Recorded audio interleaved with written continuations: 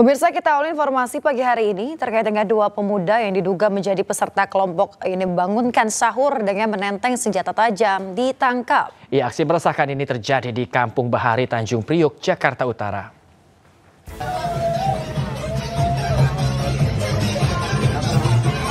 Warga resah dan geram ketika melihat video sekelompok pemuda bangunkan sahur dengan membawa senjata tajam berupa parang. Ini anak Texas nih Pak, anak Samudra Pak. Udah ngancurin ini nih. Diduga para pemuda ini hendak melakukan tawuran. Tak lama berselang, sejumlah emak-emak dari warga setempat sempat mengadang dan mengusir para pemuda. Setelah mendapatkan laporan, polisi mendatangi lokasi dan mencari para pelaku. Dalam penggeledahan di Kampung Bahari, Tanjung Priok, Jakarta, polisi menemukan lokasi senjata tajam yang diduga sebagai titik kumpul para pemuda. Penggerbekan tersebut, maka dilakukan penggeledahan dan para penyidik menemukan beberapa alat bukti. Jajaran Polres Metro Jakarta Utara juga mengamankan 2 orang yang diduga sebagai pelaku. Sementara, 2 pemuda yang diduga pelaku sudah diamankan, yaitu ketua kelompok yang berinisial NF, 22 tahun, merupakan residivis dalam kasus yang sama, dan IEM, merupakan anggota kelompok. Kedua pelaku kini diamankan dan diancam hukuman pidana 10 tahun penjara. Dari Jakarta, Rizky Falufi, iNews melaporkan. Sejumlah pedagang panik dan berusaha kabur saat dirazia Satpol PP di Jalan Pasar Senen, Jakarta Pusat. Salah seorang pedagang bahkan memohon dengan mencium tangan petugas agar barang dagangannya tidak diamankan. Nggak ada jawaban. Jawaban apa? Tadi sama Bapak. Iya, kenapa dia? Taruh kan.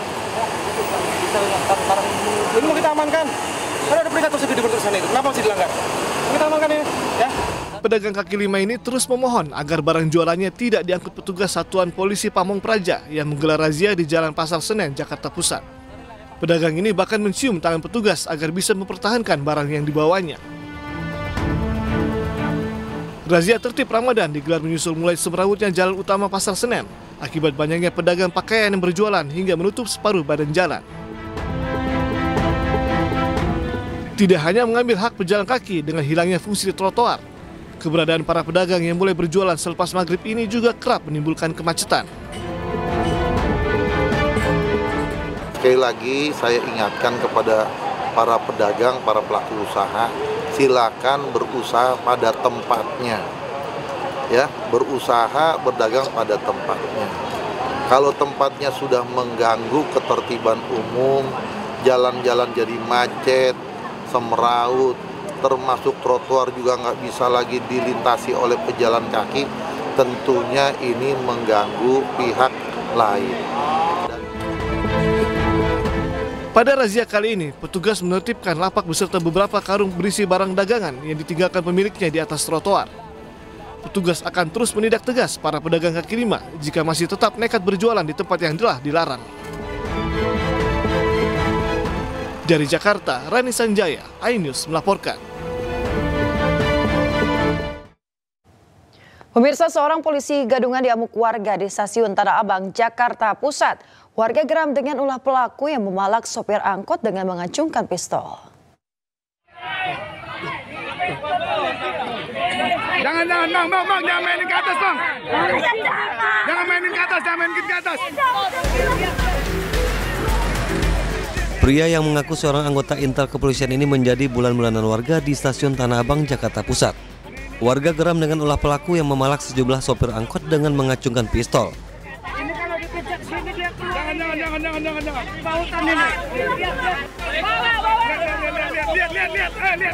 Taruh. Ini pistolnya nih ya. Lihat. Emosi massa kian tersulut saat mengetahui pistol yang dibawa pelaku ternyata hanya pemantik api. Hasil penyelidikan polisi diketahui pelaku berinisial DT merupakan pecatan polisi yang disersi dari kepolisian sejak 2012 lalu. 13 tahun yang lalu. Artinya sejak tahun 2012 tersangka ini sudah tidak lagi menjadi anggota Kepolisian Negara Republik Indonesia. Yang mirisnya lagi, pada saat kita cek urinnya ternyata positif mengandung sabu. Akibat perbuatannya tersangka terancam hukuman 9 bulan penjara. Dari Jakarta, Rani Sanjaya, iNews melaporkan.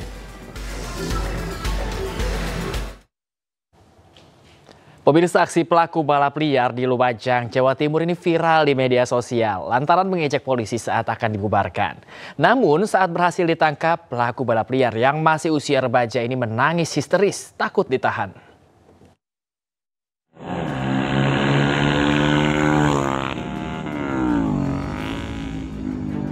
Video amatir merekam saat puluhan remaja melakukan aksi balap liar di jalur lintas selatan Desa Bago, Kecamatan Pasirian, Lumajang, Jawa Timur. Aksi kebut-kebutan ini kerap dilakukan saat bulan Ramadan hingga meresahkan warga setempat dan para pengguna jalan. Puluhan remaja ini pun kocar-kacir saat kendaraan patroli Polsek Pasirian membubarkan aksi balap liar. Namun yang menjadi perhatian, salah seorang pelaku balap liar malah mengejek polisi dengan berjoget-joget di atas motor. Polisi akhirnya memberhentikan pelaku balap liar yang masih berusia belasan tahun itu untuk dimintai keterangan. Kamu mau sok nangis? Pelaku balap liar yang masih di bawah umur ini pun menangis saat diamankan petugas. Kami hanya melakukan upaya meminimalisir adanya anak-anak yang mau balap liar, sehingga kami hanya pelan untuk antisipasi gangguan ketertiban saja. Namun demikian ada anak yang 2 orang yang mau start, itu motornya di semacam nungging lah. Menurut keterangan anaknya, katanya motornya nggak mau jalan, katanya seperti itu. Padahal kalau dilihat dari penampakan gambar, mereka memang kayaknya membuat kita jengkel. Usai diamankan, polisi menahan sepeda motor milik pelaku balap liar untuk menimbulkan efek jera. Dari Lumajang, Jawa Timur, Daya Nugroho, iNews melaporkan.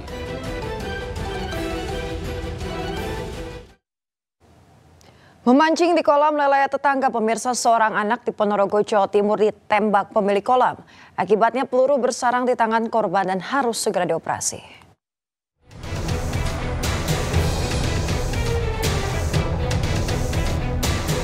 Seorang anak berumur 12 tahun harus menjalani operasi untuk mengangkat peluru senapan angin yang bersarang di tangan. Siswa Madrasah Sanawiyah ini diduga ditembak tetangganya berinisial SM hanya karena memancing ikan lele di kolamnya. Polisi mengamankan pelaku penembakan dan menyita senapan angin beserta peluru sisa.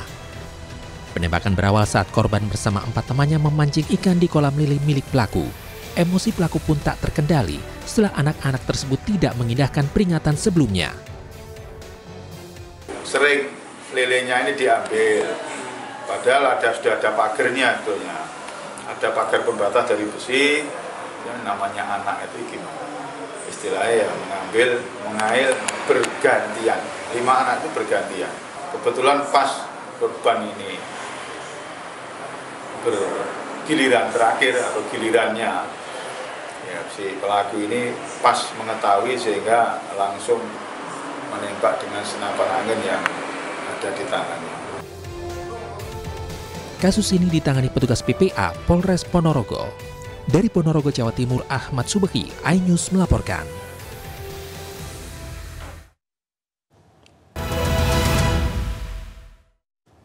Ya pemirsa, terima kasih Anda masih kembali di iNews Pagi. Kita ke informasi berikutnya. Polisi tangkap pelaku pemerasan dan kekerasan di Tanah Abang, Jakarta. Ya, pelaku melakukan aksinya dalam kondisi mabuk minuman keras.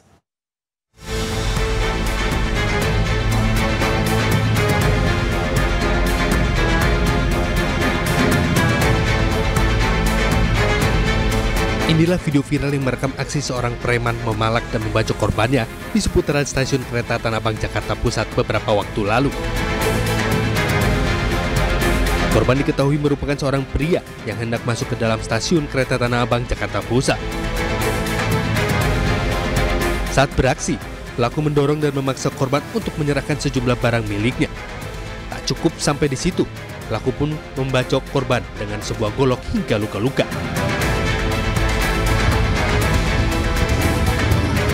Setelah mendapatkan laporan polisi dari korban, Tim Opsnal Subdit Jatanras Direktorat Reserse Kriminal Umum Polda Metro Jaya menangkap pelaku berinisial AI di kawasan Pasar Tanah Abang, Jakarta Pusat.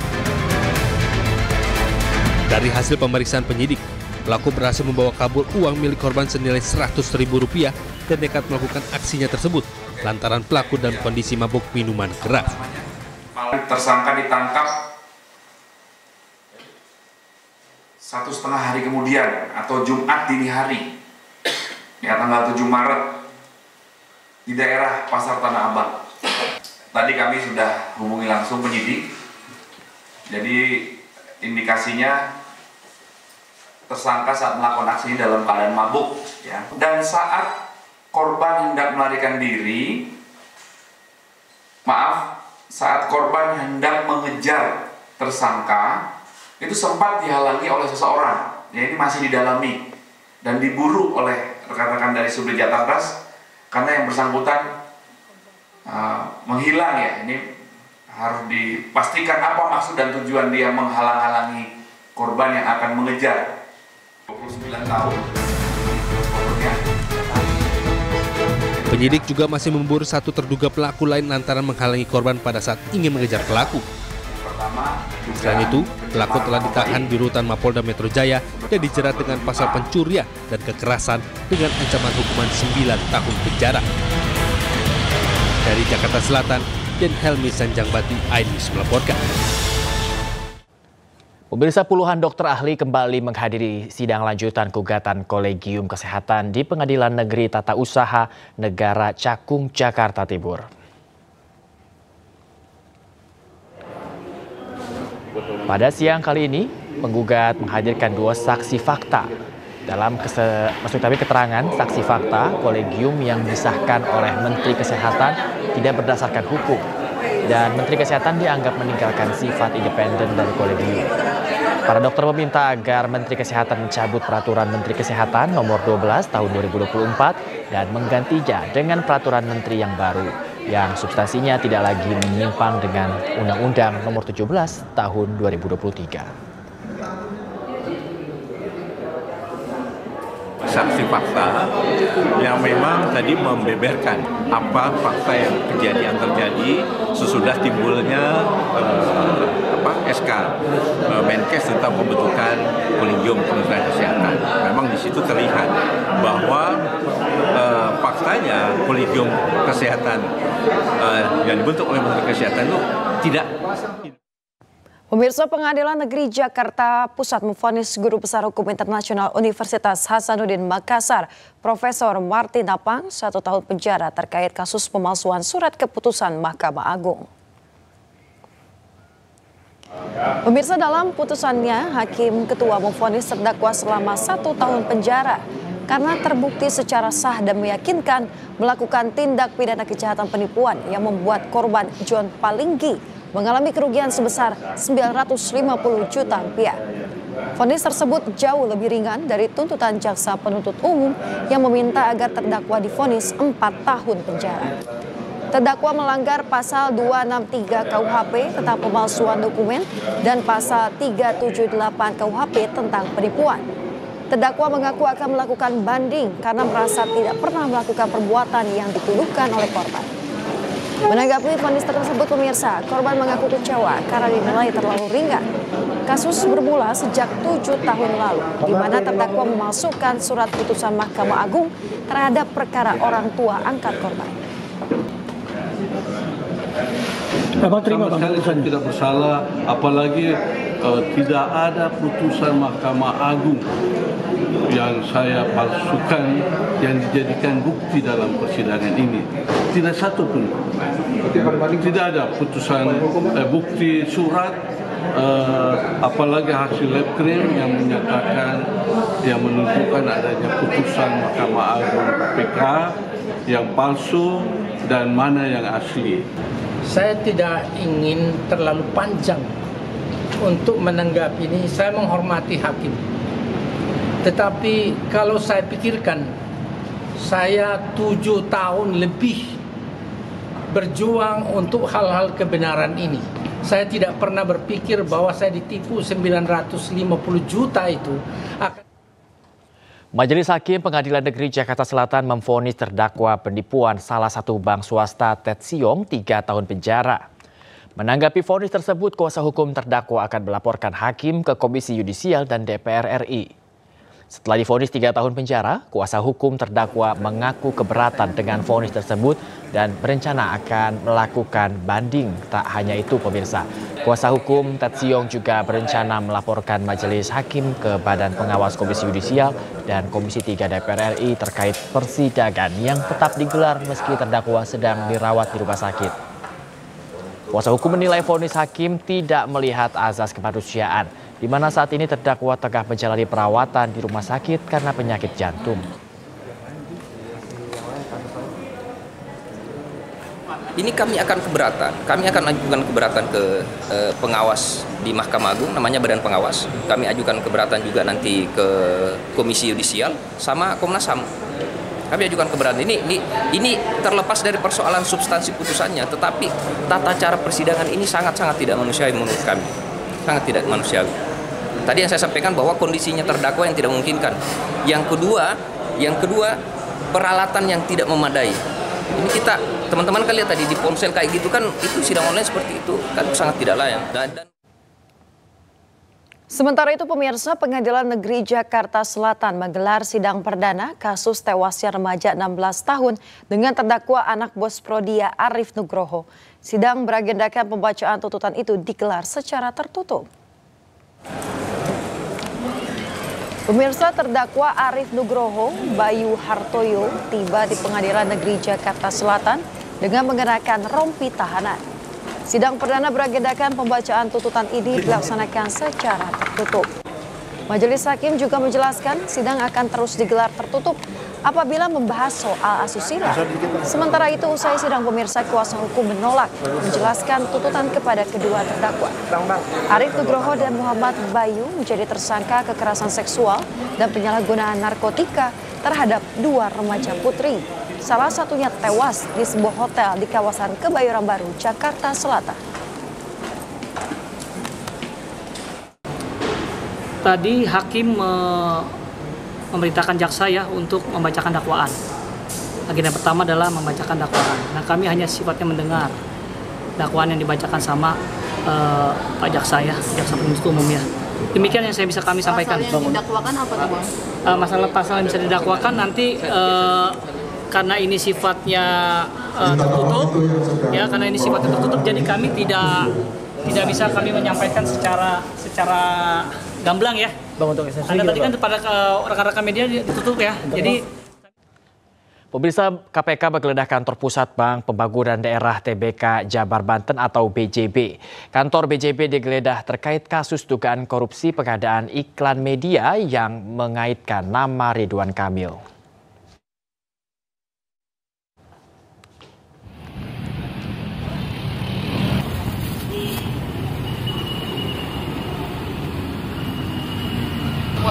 Penjagaan dari pihak kepolisian dan juga pihak security bank nampak terlihat di pintu gerbang kantor di kawasan Jakan Naripan, Kota Bandung. Bahkan pintu gerbang utama diberlakukan buka tutup serta dijaga cukup ketat oleh sejumlah pihak keamanan.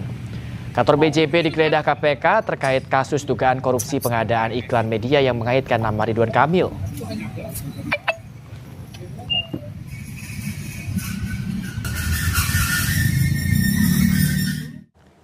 Buah batu dan lapak limbah plastik di Desa Ketapang, Kecamatan Mauk, Kabupaten Tangerang, Banten ini ludes terbakar Rabu malam.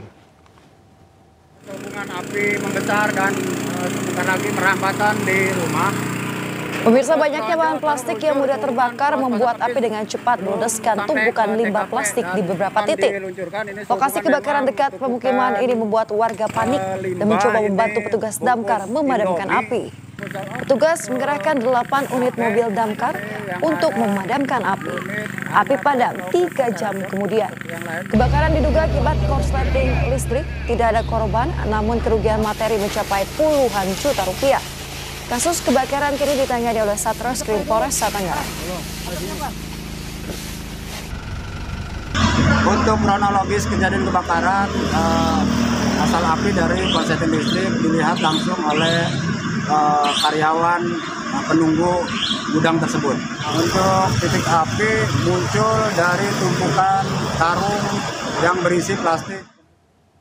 Pemirsa, polisi masih menyelidiki kebakaran 3 gerbong kereta api di stasiun Tugu, Yogyakarta. Hasil dari penyelidikan akan dibawa ke laboratorium forensik guna mengetahui penyebab pasti kebakaran. Kebakaran kereta di dekat stasiun Tugu, posisi kereta berhenti. Kebakaran kereta di stasiun Tugu sekarang juga masih berlangsung, bisa untuk pemadaman.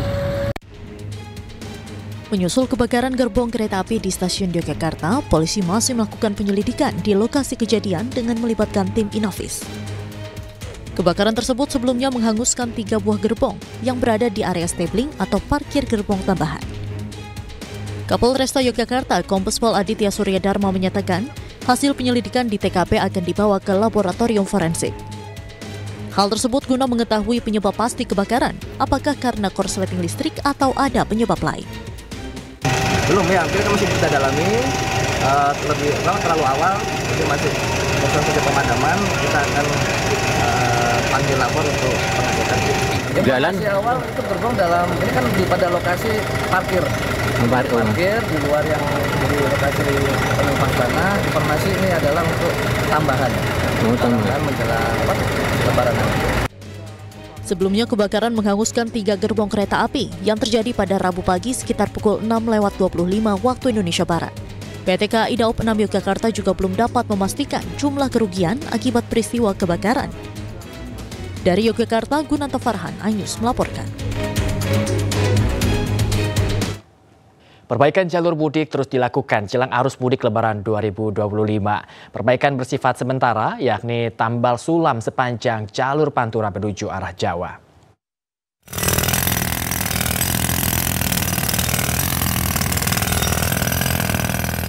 Hari ke-12 Ramadan, sejumlah persiapan menghadapi arus mudik Lebaran terus dilakukan, seperti perbaikan jalan rusak dan berlubang di jalur mudik oleh Dinas Pekerjaan Umum dan penataan ruang.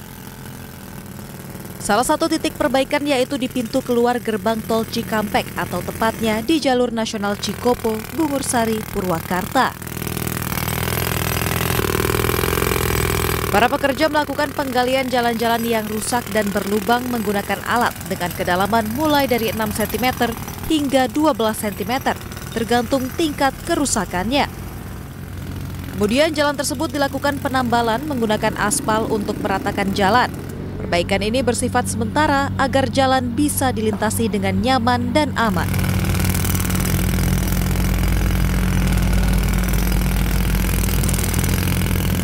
Ini pengerjaan penutupan lubang, Pak. Hah? Biar nanti pas biar udah nggak ada lubang lagi, mengurangi kecelakaan. Dari Kopo sampai dari Padang sampai ke Pemirsa, Satuan Tugas Pangan Polri dan Dirjen Kementerian Perdagangan menggelar sidak terhadap distributor minyak kita di Cakung, Jakarta Timur. Dalam sidak kali ini, tim Satgas tidak menemukan adanya kecurangan. Sidak dilakukan setelah banyak laporan pemirsa terkait ketidaksesuaian volume dalam kemasan minyak kita ukuran 1 liter, baik dalam botol maupun plastik. Dalam sidak, tim gabungan sempat mengecek mesin produksi minyak. Dari sidak tersebut, Satgas Pangan dan Dirjen PKTN Kemendak tidak menemukan adanya kecurangan.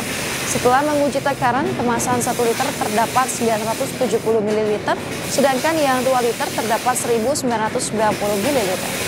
Satgas Pangan sebelumnya juga sempat menggelar sidak terhadap produsen minyak kita di kawasan Tangerang, Banten. Di lokasi ini, Satgas juga tidak menemukan adanya kecurangan atau ketidaksesuaian takaran.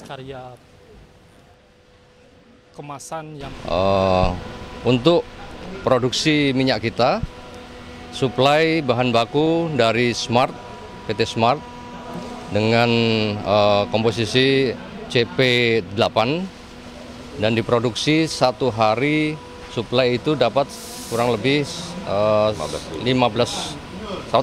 ton. Untuk produksinya kurang lebih 15.000 karton. Kemudian didistribusi langsung ke pengecer, kurang lebih ada 20-30 di wilayah DKI Jakarta dan Jawa Barat.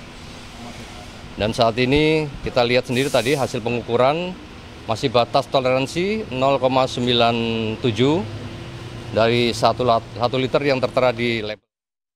Pemirsa, Menteri Pertanian Andi Amran Sulaiman melakukan sidak takaran minyak kita di Pasar Gede Solo, Jawa Tengah. Hasilnya ditemukan kecurangan takaran hingga 10%. Sidak cegah kecurangan minyak kita juga digelar di Surabaya, Jawa Timur, serta Denpasar, Bali.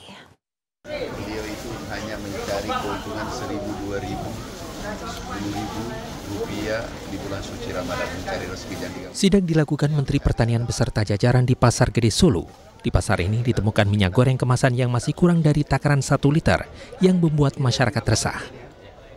Amran Sulaiman menemukan beragam kecurangan takaran minyak kita. Berkurangnya volume minyak bervariasi dari 5% hingga kurang dari 10%. Ini yang botol ini ada kurang. Nah, itu hanya 900 mililiter. Jadi kurang 100 ml. 900 apa? 900 mililiter. Nah, ini kurang 10%. Nah, kalau ini kurang 5%. Ini kurang 10%. Kecurangan juga ditemukan Satgas Pangan Jawa Timur saat melakukan sidak ketersediaan, harga dan volume minyak kita di pasar tradisional Wonokromo, Surabaya. Dalam sidak ini, Satgas Pangan menemukan minyak kita yang dijual di atas harga eceran tertinggi dari harga Rp15.700 per liter, dijual dengan harga Rp17.000 per liter. Sementara itu di Pasar Kerenang, petugas di Treskrimsus Polda Bali bertanya langsung kepada pedagang minyak kita. Petugas juga melakukan pengukuran takaran minyak kita menggunakan gelas takar. Hasilnya kemasan minyak kita 1 liter isinya sesuai dengan ketentuan yang ditetapkan pemerintah.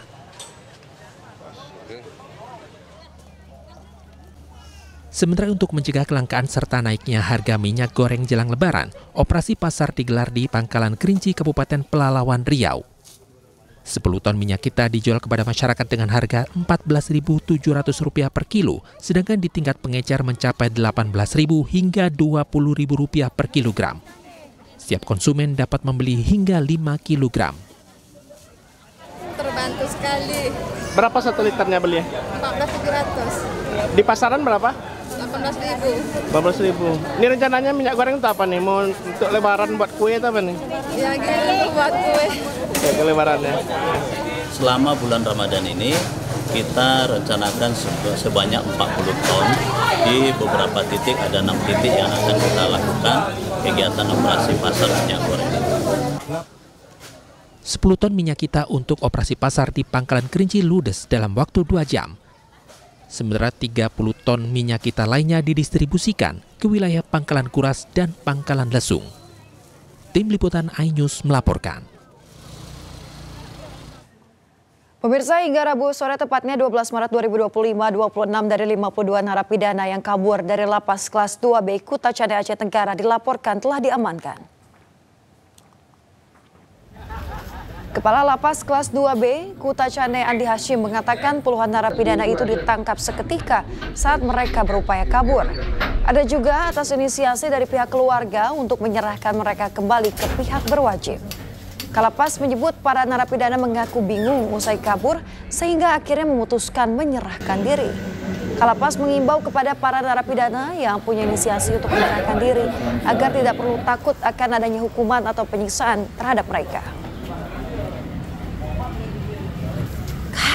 Menyerahkan diri karena mereka sendiri bingung setelah di luar mau ngapain. Mereka kayak berpikir selamanya akan jadi buronan. Makanya ada inisiasi dari keluarga untuk mengantarkan mereka ke sini. Tapi kenapa butuh proses lama? Karena narapidana ini yang melarikan diri tadi takut kalau seandainya kembali ke lapas nanti dipukuli atau dilakukan penyiksaan. Jadi saya sampaikan bahwa selama mereka Diduga menghindari razia petugas kepolisian, sejumlah pengendara sepeda motor yang menerobos jalur busway di Yosudarso Cempaka Putih, Jakarta Pusat. Ya, para pemotor ini pun bergotong royong menggeser separator jalur Transjakarta agar sepeda motor jadi bisa keluar dari jalur Transjakarta. Jalannya ke sana, Bang, jalannya. Jalannya ke sana. Ya, jalan ke sana, jalan. Jalan ke sana, jalan. Jalan ke sana. Rekaman video viral di media sosial menunjukkan sejumlah pengendara sepeda motor menerobos jalur busway dan melawan arah di Jalan Yosudarso, Cempaka Putih. Namun naas, sejumlah pengendara motor ini terjebak bis Transjakarta yang melaju dari arah berlawanan. Tidak habis akal, para pengendara sepeda motor ini kemudian berusaha menggeser separator busway secara bersama-sama agar bisa keluar dari jalur busway. Menurut Sofian, saksi, para pengendara sepeda motor ini melawan arah di jalur busway untuk menghindari razia polisi di ujung jalur busway. Jadi pada ke atas, ada minggir, ada ke atas. Jadi intinya digeser. Busway udah mepetin, masih aja digeser. Rame-rame? Rame. Itu memang ada razia sananya? Ada.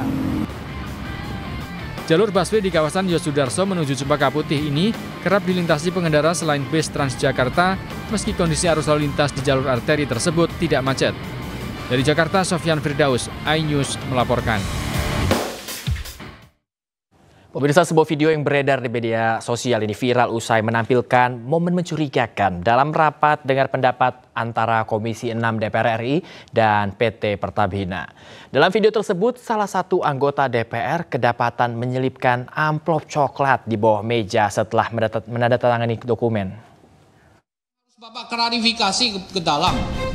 Nah, itu catatan Pak BTP yang sudah viral kemana-mana. Inilah sebuah potongan video yang menampilkan momen salah satu anggota Komisi 6 DPR RI, Herman Khairon, terekam kamera menyelipkan amplop coklat di bawah meja setelah melakukan tanda tangan saat rapat dengar pendapat antara Komisi 6 DPR RI dan Pertamina yang digelar di DPR Senin 10 Maret lalu. Salah satu akun yang mengunggah video yakni akun Instagram @wisataistimewa. Dalam narasinya disebutkan amplop coklat di bawah meja saat sidang di Senayan, netizen heboh dengan berbagai spekulasi mengenai isi amplop coklat hingga viral di media sosial. Namun Herman Khairon membantah tuduhan bahwa amplop tersebut adalah uang sogokan, melainkan surat pemberitahuan penyesuaian jaminan perjalanan dinas. Ada sekretariat, karena saya belum mengambil SPPD, di minggu lalu saya tidak sempat karena saya juga pimpinan Badan Akuntabilitas Keuangan Negara yang saya juga harus bertugas di sana. Maka ya saya tidak pernah ada pemikiran jelek, tidak pernah ada berpikir apapun. Saya menandatangani di sini dan saya terima SPPD saya di meja sini gitu. Dengan batik baju kuning.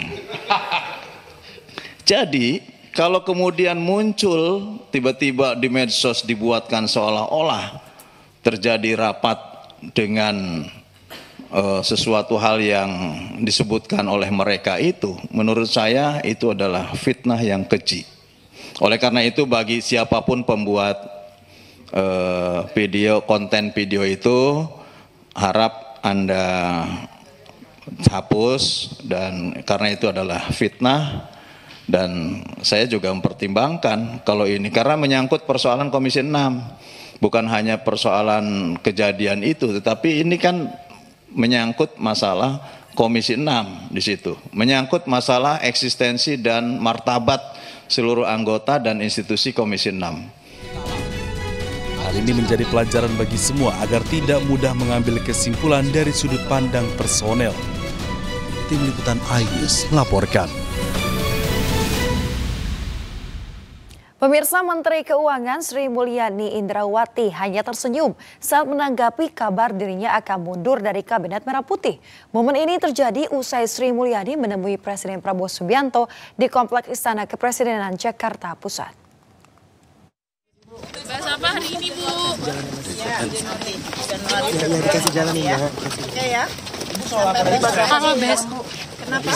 Bahasnya apa sih di dalam? Ya melaporkan aja mengenai APBN. Bu, ada isu soal itu. Selain itu, kalau besok konversinya soal apa, Ibu? Ada ya.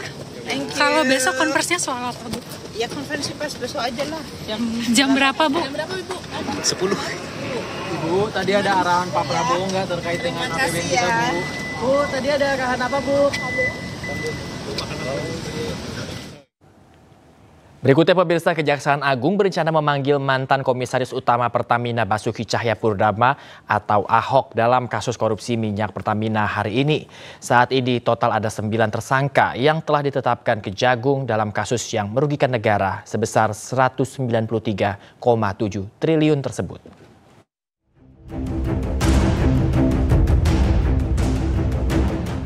Kejaksaan Agung Republik Indonesia berencana memanggil mantan Komisaris Utama Pertamina Basuki Cahayapurnama alias Ahok.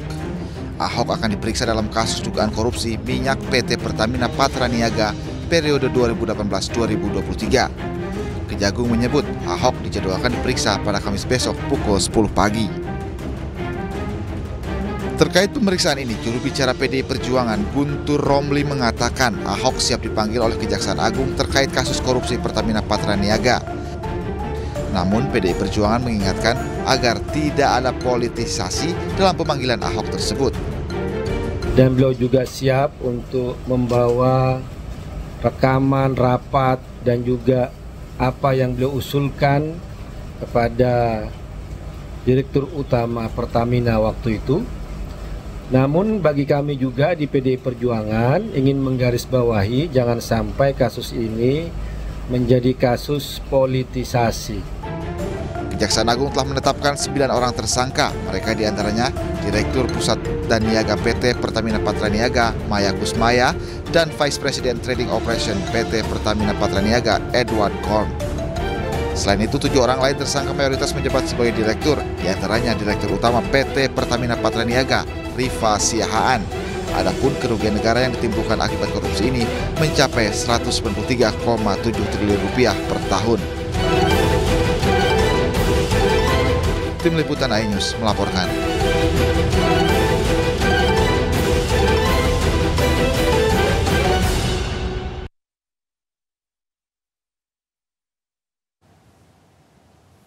PDI Perjuangan menyiapkan 17 orang tim hukum untuk Hasto Kristianto. Salah satunya adalah mantan juru bicara KPK Febri Diansyah.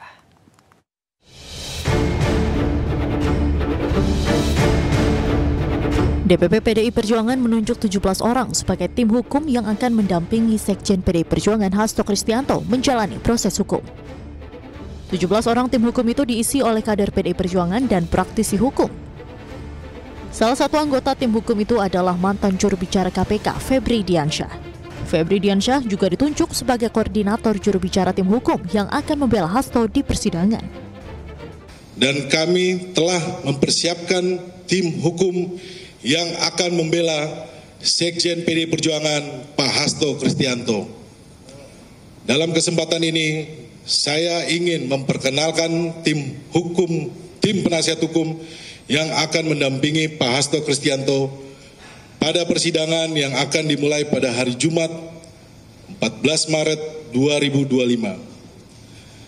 Tim ini merupakan tim kolaboratif antara tim hukum yang ditugaskan oleh partai dengan tim hukum yang berlatar belakang non-partai atau full profesional. Berikut saya sampaikan nama-nama tim pengacara. Pertama, Prof. Dr. Todung Mulya Lubis SH LLM sebagai koordinator tim hukum Mas Hasto Kristianto. Kedua, Dr. Magdir Ismail SH LLM. Ketiga, saya sendiri Roni Talapesi SH MH. Keempat, Arman Haris SH. Kelima, Febri Diansyah SH selaku koordinator jubir tim pengacara Mas Hasto Kristianto. Tim hukum ini akan mulai membela Hasto di persidangan yang akan digelar perdana pada Jumat 14 Maret 2025 mendatang. Dari Jakarta, Tim Liputan iNews melaporkan. Pemirsa, KPK telah menyerahkan berkas perkara Hasto ke Pengadilan Tipikor Jakarta dan siap disidangkan dalam menjadi tersangka dalam kasus dugaan korupsi Harun Masiku.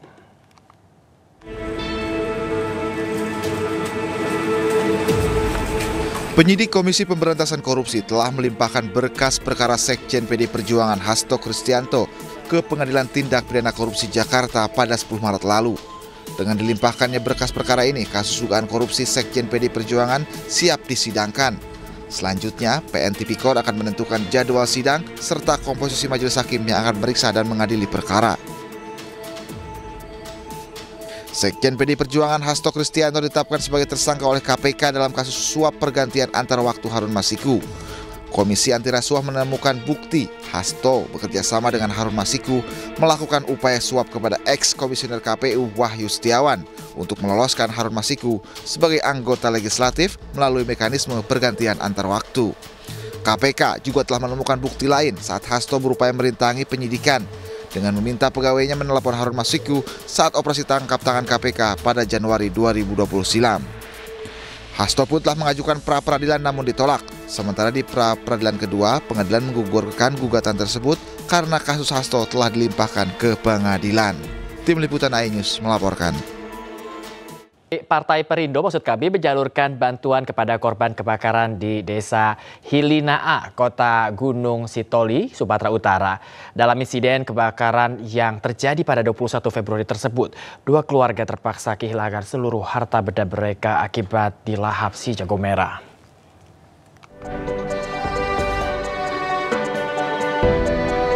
Beginilah kondisi rumah korban kebakaran di Desa Hilinaa, Kota Gunung Sitoli, Sumatera Utara. Rumah milik 2 keluarga yakni Asa Zebua dan Geda Zebua hangus tak bersisa setelah dilahap si jago merah pada 21 Februari lalu. Meringankan beban korban kebakaran, Partai Perindo bersama 2 anggota DPRD Kota Gunung Sitoli menyerahkan bantuan berupa sembako dan 2 tendon air untuk memenuhi kebutuhan sehari-hari korban kebakaran. Ini sudah menjadi program dari DPP Partai Perindo yang ada istilahnya turun tangan dalam Perindo turun tangan dalam memberikan bantuan terhadap musibah-musibah yang terjadi pada warga kita. Ini mengapresiasi dari DPD Perindo, baik dari pusat maupun dari DPD Kota Gunung Sitoli yang telah memberikan bantuan kepada warga masyarakat, keluarga yang telah mengalami musibah di tempat ini. Dan kiranya kepada orang tua kami, bapak-bapak dari pengurus Perindo, kiranya ini dibalaskan Tuhan. Partai Perindo akan terus aktif turun tangan membantu meringankan beban masyarakat, terutama mereka yang terkena musibah. Dari Kota Gunung Sitoli, Sumatera Utara, Iman Jayalase, iNews melaporkan. Pemirsa, mengenal kebiasaan masyarakat Indonesia yang kerap berbuka dengan makanan yang tidak ramah di lambung, sebuah produsen obat lambung ternama menggelar acara buka bersama di sejumlah titik di Indonesia. Selain menampilkan sejumlah hiburan, pemirsa, acara ini juga bermaksud mengedukasi masyarakat pentingnya menjaga kesehatan lambung.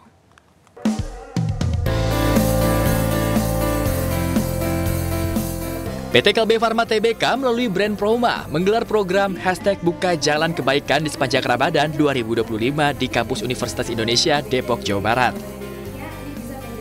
Dalam acara ini, Proma bersama Chef Jarle dari MasterChef Indonesia Season 6 mengajak mahasiswa yang hadir untuk mengkreasikan menu takjil yang ramah lambung.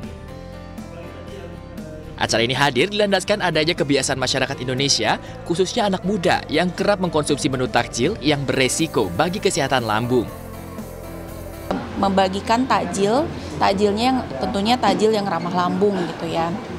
Nah, kenapa takjil yang ramah lambung? Karena kita tahu tadi background yang tadi disimpulkan, dan kita juga sebenarnya melihat di kalangan anak muda ya, terutama ya di usia 17 sampai 24 tahun, itu tuh insiden penyakit mah tuh meningkat. Jadi dari 22% ke 36%. Nah, ini kan merupakan angka yang kenaikannya lumayan signifikan. Maka dari itu kami, Proma, sebagai market leader, ingin mengedukasi masyarakat Indonesia tentang pentingnya menjaga kesehatan lambung dengan bijak memilih takjil yang tentunya ramah lambung. Kami para dokter setuju, kami sepakat bahwa edukasi ini harus terus dilakukan karena hampir sebagian besar masyarakat Indonesia itu berbukanya dengan makan makanan yang memang dia akan merangsang lambung, gorengan, asinan, kemudian belum lagi makan makanan yang pedas, kemudian bersantan, kemudian yang asam, itu menjadi suatu kebiasaan dan bukan tidak mungkin nantinya akan terganggu ibadahnya karena asam lambungnya meningkat dan beberapa keluhan-keluhan yang lainnya. Hadir di 43 kota di seluruh Indonesia, Proma juga memberikan donasi takjil senilai 1,5 miliar rupiah. Acara ini juga menghadirkan hiburan dari band kenamaan Juicy Lucy serta ceramah yang disampaikan oleh Habib Jafar. Dari Depok, Jawa Barat, Rian Rahman, iNews melaporkan. Pemirsa, warga binaan Lapas Kelas 3 Sukamara, Kalimantan Tengah memanen sejumlah kebutuhan pokok, di mana ini selain untuk memenuhi kebutuhan warga sekitar, kebun Gawi Barinjam juga dijadikan sebagai agrowisata.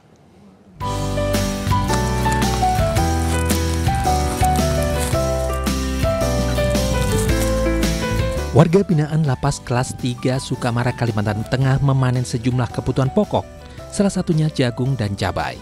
Bahan pokok yang dipakai ini telah ditanam sejak akhir tahun 2024 oleh warga binaan.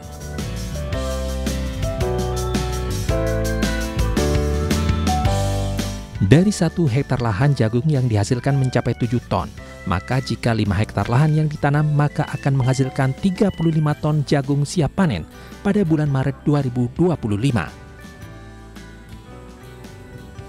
Sementara untuk cabai yang dipanen sebanyak 50 kg yang memiliki harga jual Rp100.000 per kilogram.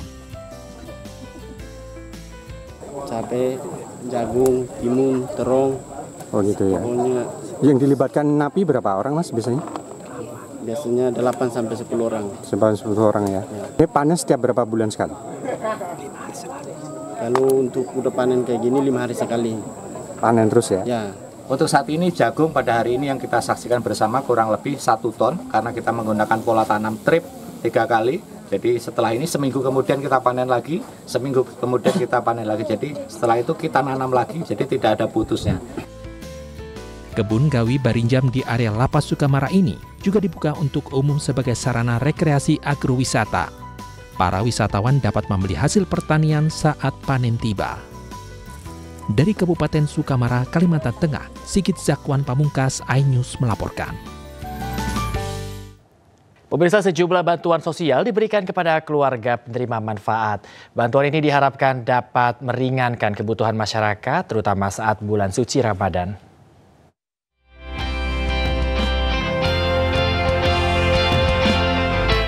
Bantuan sosial dari Kementerian Sosial Republik Indonesia kembali disalurkan oleh PT Pos Indonesia Persero atau POSIN. Di antaranya di kantor Pos Bogor yang telah diramaikan ratusan penerima bantuan sejak pagi hari. Sebanyak 32.743 keluarga penerima manfaat dari seluruh Bogor terdata untuk menerima program sembako dan program Keluarga Harapan. Serangkaian persiapan pun dilakukan untuk memastikan seluruh bantuan dapat tersalurkan dengan cepat dan tepat sasaran. Semua metode pembayaran ini di komunitas, ya kita menentukan tempat ya, tempat pembayaran itu biasa kami lakukan bisa di kantor pos cabang pembantu, terutama di kantor pos cabang utama ini juga. Kemudian kita lakukan di kelurahan yang ada komunitas keluarga penerima bansos tersebut. Kemudian untuk metode bantuan kami lakukan biasanya setelah pembayaran di komunitas tersebut. Penerima manfaat menilai proses penyaluran manfaat melalui POSIN ini terbilang nyaman dan mudah. Mereka juga mengaku sangat terbantu atas bantuan yang mereka terima. Sejumlah dari penerima manfaat ini menggunakan bantuannya untuk biaya pendidikan maupun pengobatan. Alhamdulillah 875 untuk sekolah anak SMA sama SMP. Cepet sih, lancar. Nggak terkendala apa-apa ya. Alhamdulillah ada sedikit-sedikit buat beli obat apa. Kalau ini buat makan. membantu juga untuk makan sedikit. Disalurkan di tengah bulan Ramadan, bantuan yang disalurkan Pos Indonesia ini diharapkan dapat membantu masyarakat meringankan beban mereka untuk memenuhi kebutuhan di bulan suci Ramadan. Dari Bogor, Jawa Barat, Tim Liputan, iNews melaporkan. Pemirsa, salah satu jenama layanan telekomunikasi ternama di Indonesia meluncurkan aplikasi inovasi terbarunya untuk meningkatkan interaksi masyarakat dengan orang terdekatnya. Nah, ini menariknya, selain meningkatkan interaksi, fitur ini juga memberikan ragam keuntungan.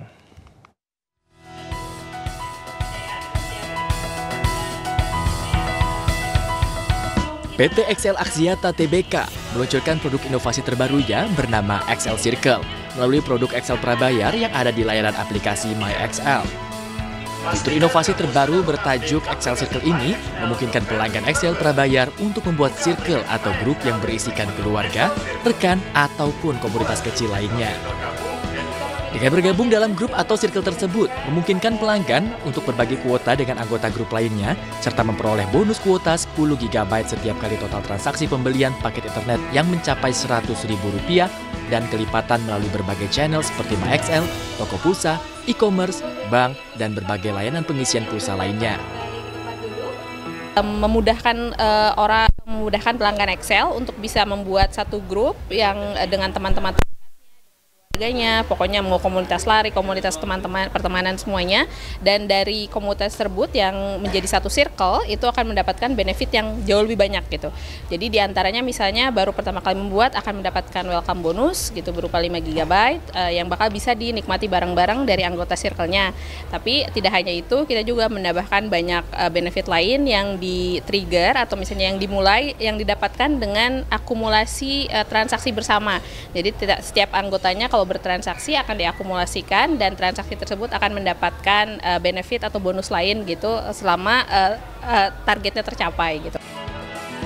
Untuk bergabung dalam XL Circle, pelanggan dapat melakukan update aplikasi MyXL ke versi tertinggi, lalu masuk ke dalam menu XL Circle dan membuat grup baru, kemudian mengirimkan undangan bergabung grup kepada keluarga, kerabat, dan teman yang menggunakan XL Prabayar.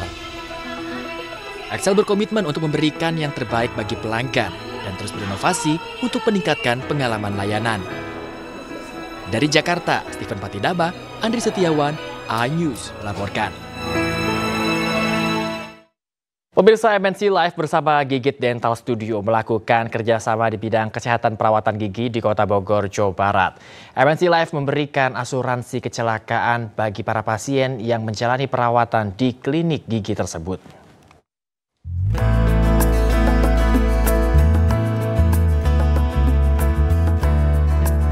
MNC Live bersama Gigit Dental Studio melakukan penandatanganan nota kesepahaman atau MOU mengenai layanan kesehatan gigi di Kota Bogor, Jawa Barat.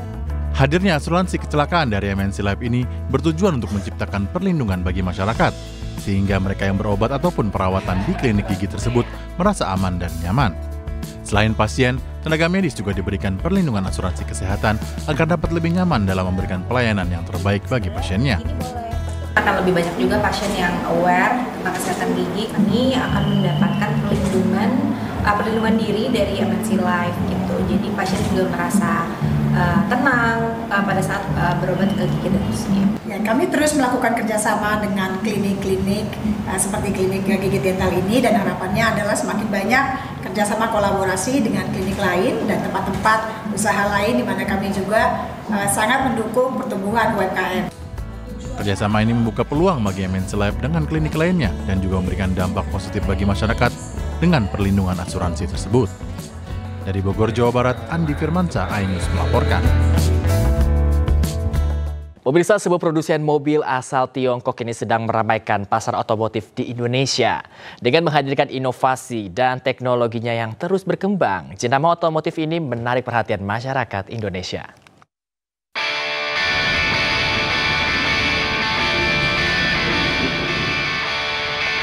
Beijing Automotive Industry Holding Co. atau yang lebih dikenal dengan baik, terus berkomitmen untuk mewujudkan slogannya, Always Be With You. Baik menghadirkan berbagai inovasi dan teknologi yang terus berkembang untuk terus menjadi otomotif yang relevan dengan perkembangan zaman.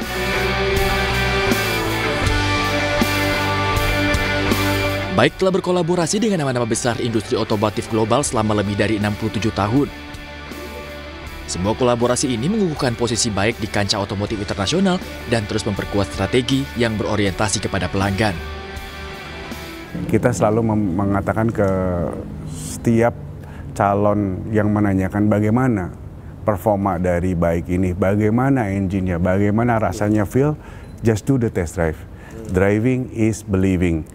Walaupun ya kita bisa melihat di search di digital bahwa semua reviewer itu alhamdulillah bisa memberikan review yang positif untuk produk-produk kita. Bike memberikan layanan purna jual berupa servis gratis selama 4 tahun atau maksimal 80.000 km dan garansi produk selama 5 tahun atau 150.000 km. Bike Indonesia hadirkan Emergency Roadside Assistance yang bekerja sama dengan Atlas Indonesia dan akan memberikan jaminan layanan bantuan 24 jam dan menjadi pelayanan yang paling cepat, yaitu kurang dari 60 menit untuk layanan towing, jump start battery, flat fire, dan layanan gawat darurat. Berbagai layanan spesial ini merupakan wujud komitmen Bike untuk terus hadir bersama konsumennya. Dari Jakarta, Rizky Iqbal, Muhammad Firmansyah, iNews melaporkan.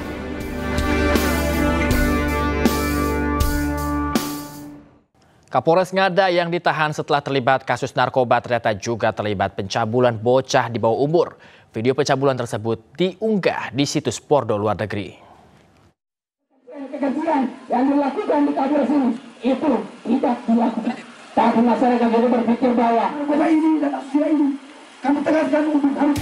Gerakan Mahasiswa Nasional Indonesia atau GMNI Cabang Ngada mendesak Polres Ngada untuk melakukan tes urin terhadap seluruh anggota kepolisiannya di Polres Ngada NTT.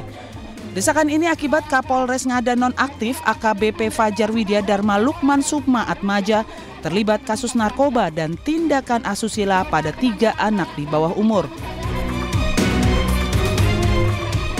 Tuntutan kami pada hari ini, kami sangat mengharapkan agar kasus ini dibongkar secara terang benderang, agar kemudian rentetan kasusnya itu disampaikan juga di publik. Kami tidak mau ada terlibat lagi oknum kepolisian selain saudara Fajar Widya Dharma.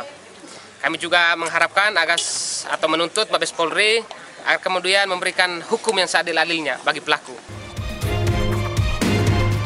Besar harapan kasus Kapolres Ngada nonaktif ini diusut tuntas dan hasilnya dipublikasikan ke masyarakat serta dilakukan tes urin pada seluruh anggota polisi agar dapat membuktikan transparansi dan integritas kepolisian di wilayah Ngada.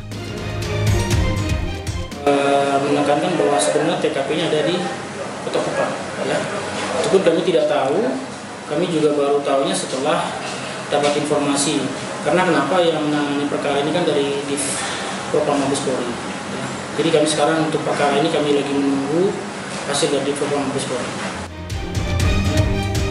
Kapolres Ngada nonaktif AKBP Fajar Widya Dharma Lukman Sukma Atmaja ini diduga melakukan pelecehan seksual pada 3 anak yang masih berusia 14 tahun, 12 tahun, dan 3 tahun. Serta AKBP Fajar diduga merekam semua perbuatan seksualnya dan mengirimnya ke situs porno di luar negeri. Sehingga diduga akan menghasilkan uang. Tentu saja perbuatan tersebut menjadi bagian dari tindak pidana perdagangan orang.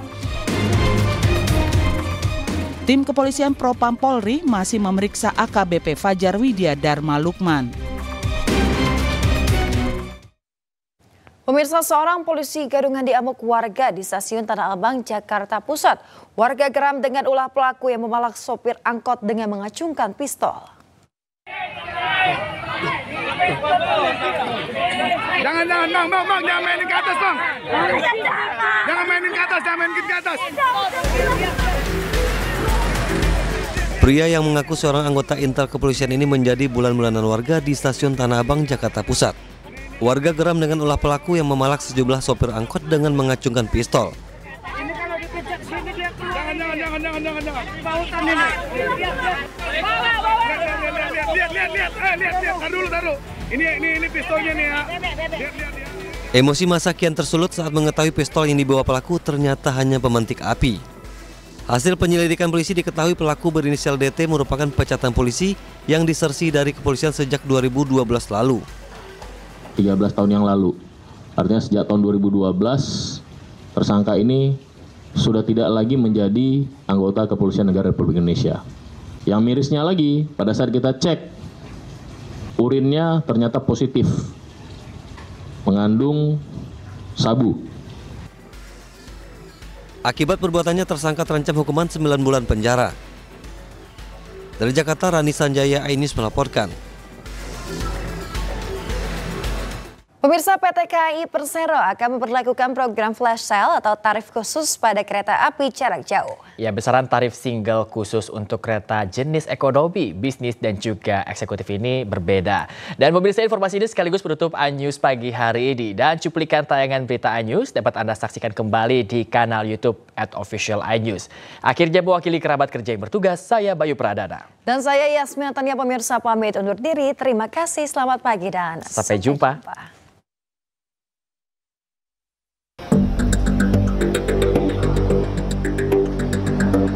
PT Kereta Api Indonesia Persero berencana akan memperlakukan program flash sale atau tarif single khusus pada kereta api jarak jauh pada 18 Maret 2025.